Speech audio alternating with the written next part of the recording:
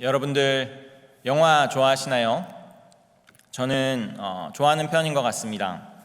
제가 좋아하는 영화 중에 반지의 제왕이라는 영화가 있습니다. 혹시 보신 적 있으신가요? J.R.R. 톨킨이라는 사람이 쓴 소설을 영화한 것인데요. J.R.R. 톨킨은 유명한 C.S. 루이스가 주님께 돌아오는 데 큰 영향을 끼친 사람입니다. 영화도 잘 보시면 성경적인 내용들로 가득합니다. 안 보셨으면 한번 보시면 좋겠습니다. 여러분 혹시 이런 영화들을 보시면서 내가 영화 속의 인물이었다면 어땠을까라는 생각 해보신 적이 있으신가요? 저는 가끔 그런 생각을 하는데요. 또 영화는 그런 재미로 보는 것이겠죠. 영화 속의 주인공들은 항상 잘생겼고 이쁘고 또 그 삶 자체가 참 다이나믹하고 멋집니다. 이 영화에도 멋진 인물들이 굉장히 많이 나오는데요. 이 사람은 아라곤이라는 사람입니다. 가장 중요한 주인공 역할을 맡고 있기도 하고요. 또 사람이고 싸움도 잘하고 또 능력 있는 그런 리더입니다. 또 이 사람은 레골라스라는 엘프족의 사람인데요. 굉장히 오래오래 살 수 있고 여자처럼 이쁘게 잘생겼고 또 싸움도 잘하고 이 화살이 백발백중이라서 영화가 나온 뒤에 이 캐릭터가 정말 인기가 많았어요. 또 한 명의 주인공입니다. 인정하고 싶지 않지만 확실히 주인공이고 그리고 저희가 영화 속의 인물이라면 이 사람이 될 가능성도 있겠죠. 그런데 저희가 이제 애가 아니니까 좀 더 현실적으로 생각해 보면 제가 만약 영화 속의 인물이었다 해도 그 몇 명 안 되는 주인공 중에 한 명은 아닐 수도 있지 않을까라는 생각을 해봅니다. 영화에는 성과 악이 전쟁을 하는 장면들이 많이 나오는데요. 제가 생각했을 때 조금 더 가능성이 있는 배역이라고 하면 병사 1 또는 병사 3327 정도, 그래서 착한 편이면 다행이지 않을까라는 생각을 해봤습니다. 그러니까 예를 들면 이 장면에서 성벽 위에서 수비를 하는 쪽이 착한 쪽이고 사다리를 타고 공격을 하는 쪽이 나쁜 쪽인데 성벽 위에만 있어도 다행인 거죠. 또 이 장면에서는 코끼리가 나쁜 쪽입니다. 그래서 코끼리 밑에 깔리는 쪽이 착한 쪽이지만 저희가 원해도 코끼리에는 탈 수가 없다는 말입니다. 하지만 좀 더 현실적으로 생각해 보면 병사 1도 아니고 아마도 그때 당시에 절대 다수였을 농민이었을 가능성이 가장 높지 않을까라고 생각합니다. 나쁜 사람들이 쳐들어왔을 때 도망가는 정신없이 얼굴도 보이지 않는 저 농민 중에 한 사람이 내가 될 가능성이 많다라는 것입니다. 아마도 영화 속에 내가 한 인물이었다라고 하면 저는 엑스트라 또는 엑스트라 중에 엑스트라였을 것입니다. 너무 낙담스러운 얘기는 아니었으면 좋겠습니다. 우리는 사실 대단한 존재가 아닙니다. 어려서부터 열심히 하면 뭐든지 될 수 있을 것만 같았지만 크면서 인생이 그렇지 않다라는 것을 깨달았습니다. 우리 중 분명히 성공하신 분들이 계시죠. 그럼에도 불구하고 전 세계 77억 분의 한 명이고 그마저도 죽고 나면 대단치 않습니다. 저희가 믿음으로 놀라운 일들을 이룬 사람들의 이야기를 많이 듣는데요. 그런데 우리가 매일같이 씨름하는 문제들은 무엇입니까? 제가 목사지만 저도 때로 강단에서 도전하시는 목사님들의 말씀을 들을 때면 나는 그렇게 될 수 없는데 라는 좀 이렇게 힘이 빠질 때가 있습니다. 제가 함께 낙담하자라는 말씀을 드리는 것이 아니라 저는 오히려 이 연약함이 우리에게 축복임을 함께 나누고 싶었습니다. 그리고 예수님도 그와 비슷한 말씀을 하셨는데요. 마태복음 5장 3절에 심령이 가난한 자는 복이 있나니 천국이 그들의 것이며 라고 말씀하셨습니다. 산상수훈을 시작하시면서 이 말씀으로 시작하신 거죠. 아마도 예수님의 첫 가르침 중에 한마디가 이것이었던 것입니다. 아마 제자들이 이 말씀을 들었을 때 상당히 실망스러웠지 않았을까요? 메시아라고 하는 예수님을 따르며 이제는 이 사람을 따라서 내가 뭔가 대단한 일을 할 수 있을 거라고 생각했는데 이분의 입에서 나오는 첫 마디가 심령이 가난한 자는 복이 있다라는 말씀이시란 말이죠. 하나님께서 우리에게 원하시는 삶은 무엇일까요? 성경을 잘 요약한 웨스트민스터 소요리 문답 첫 번째 문답에 보시면 사람의 제일 되는 목적은 하나님을 영화롭게 하는 것과 영원토록 그를 즐거워하는 것이라고 말합니다. 우리의 인생은 애초에 스스로의 영광을 위한 것이 아니고 하나님을 영화롭게 함으로 또 하나님께서 우리를 사랑하심으로 인해서 그분의 영광 가운데 우리가 참여하는 것이라는 것입니다. 스스로 영웅이 되려는 마음보다는 하나님의 영광을 위해서 살아야 한다는 얘기인데요. 하지만 우리가 하는 말 중에 호랑이는 죽어서 가죽을 남기고 사람은 죽어서 이름을 남긴다고 우리는 명예를 중요하게 생각합니다. 오늘 본문에 보시면 스스로 영광 받는 것에 집중하지 않고 하나님의 뜻을 이루고자 노력했던 한 사람이 등장합니다. 그래서 하나님께서 이 사람을 높이셨는데요. 이 사람에 대해서 함께 나누려고 합니다. 오늘 본문은 사사기 4장 말씀이고요. 여선지자 드보라와 이스라엘 군대 장군 바락의 이야기입니다.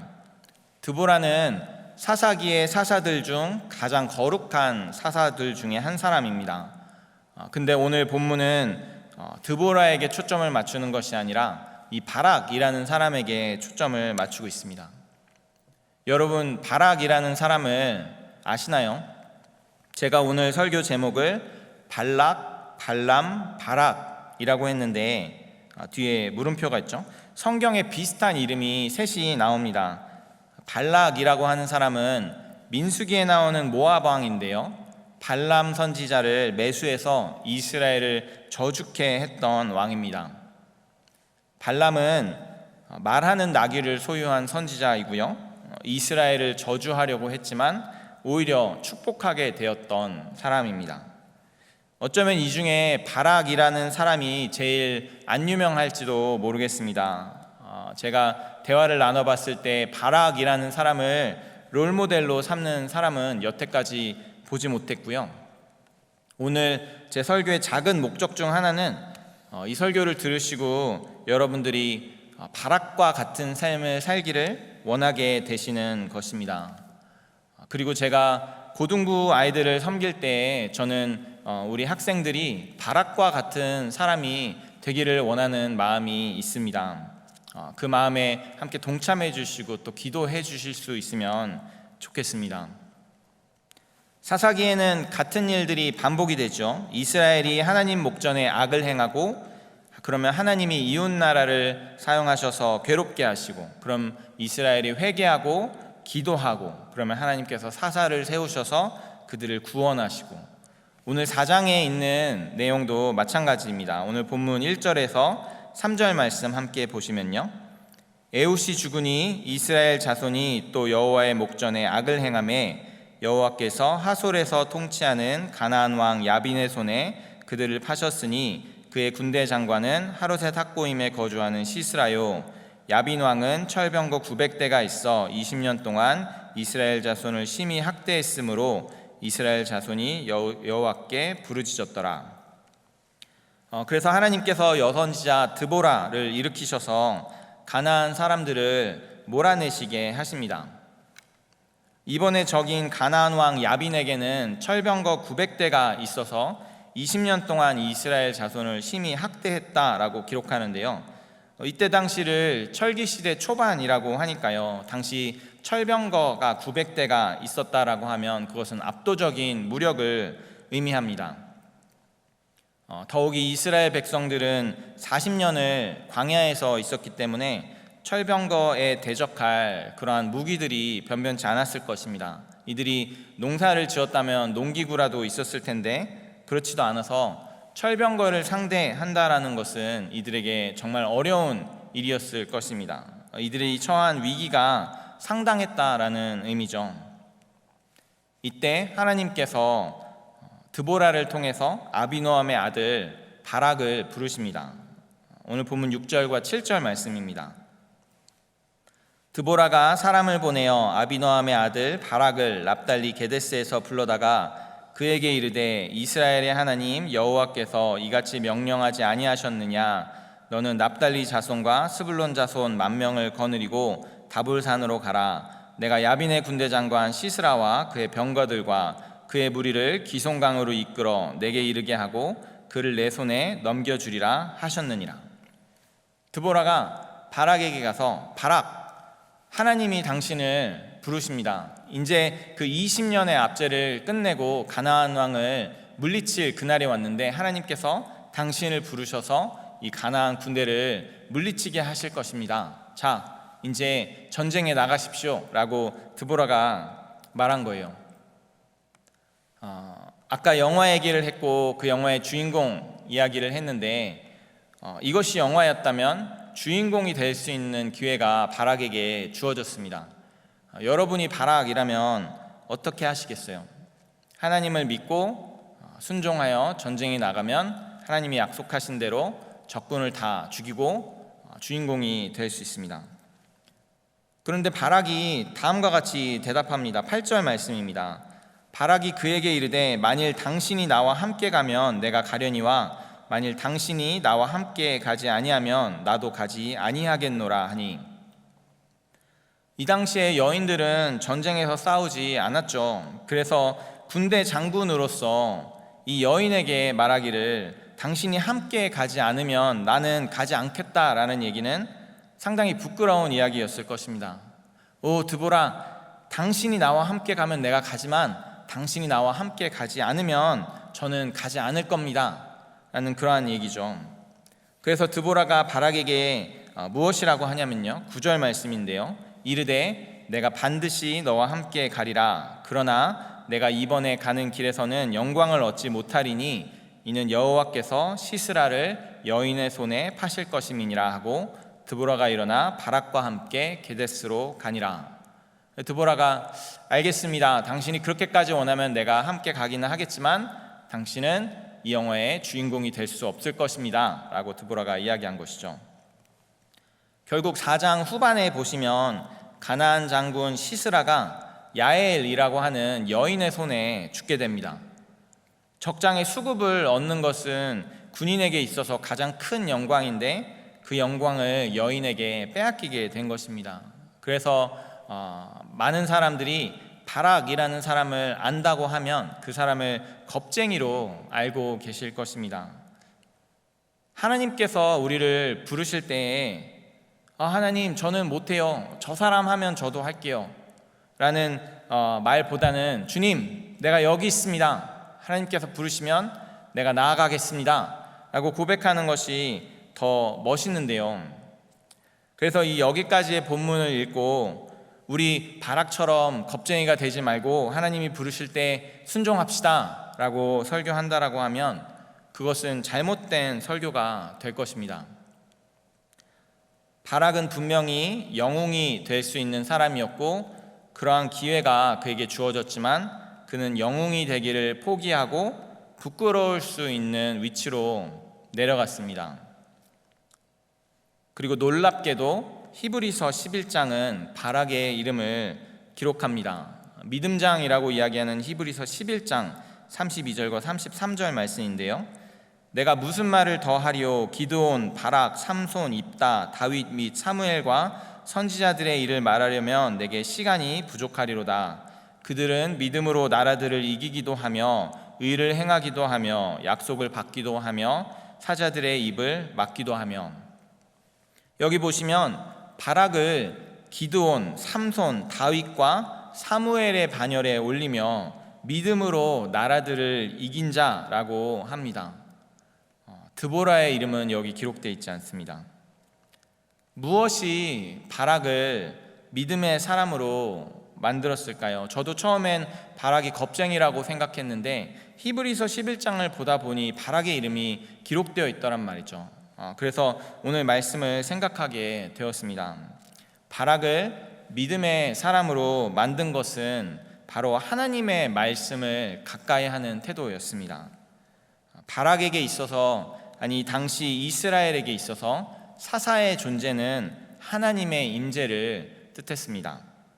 하나님께서 자신의 뜻을 사사들을 통해서 사람들에게 알리셨기 때문인데요. 그래서 바락이 드보라와 함께 했던 것은 내가 여자 치맛자락 속에 숨겠다라는 것이 아니라 하나님의 음성을 가까이 했던 것입니다. 자신이 매 순간마다 하나님의 음성을 들어야 하는 존재임을 인정한 것이고, 하나님의 말씀이 없다면 나는 전쟁에 나가지 않겠다라고 고백하는 것이죠. 본문에 나온 바락은 여자 뒤에 숨는 겁쟁이가 아니었고 카리스마 있는 리더였습니다. 사사기 4장 10절 말씀인데요.